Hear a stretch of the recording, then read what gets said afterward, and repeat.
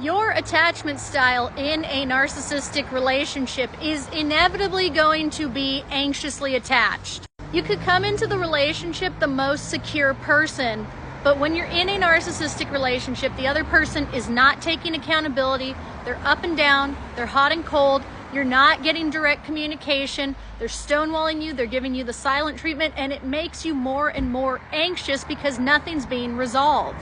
If you're thinking to yourself, the problem's me, I have anxious attachment, just question for a second if maybe you only have anxious attachment because there's a complete communication breakdown with your narcissist. Like, are you anxiously attached independently of this narcissist?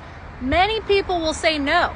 This will continue to drive you absolutely bonkers until the narcissist discards you or does something so egregious that they force a reverse discard.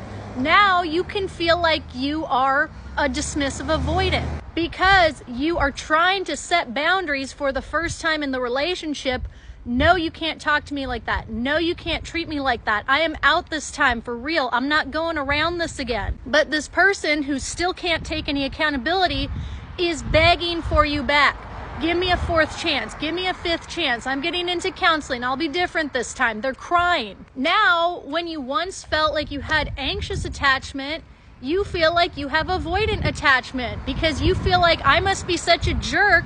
This person really cares about me and I'm telling them no over and over again. Well, you're not a jerk. This person isn't listening to the clear boundaries that you have set down. You cannot be telling somebody over and over again the same thing. You'll continue to engage in the toxicity. Remember that a verbal boundary without action behind it means nothing. So if you're telling this person, I am breaking up with you for real this time, you've got to follow through with action, meaning this person no longer has any access to you. They could ask you 200 times to get back together because they're not listening to your no, and they think if they ask in the right way, your no will change into a yes.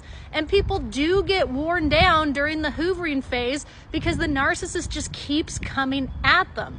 It does not make you a dismissive avoidant at that point to block them, to not give them access to harass you and stalk you anymore. What other option do you have?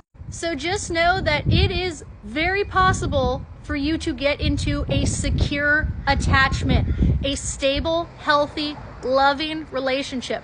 However, that's never going to be with the narcissist. That's going to come when you get out, you go no contact, you put the work in on yourself to heal, to break the trauma bond, and you move past that relationship to find somebody who is healthy, who you can communicate with. I've got a podcast on Spotify called The Narcissist. The link to that is in my bio.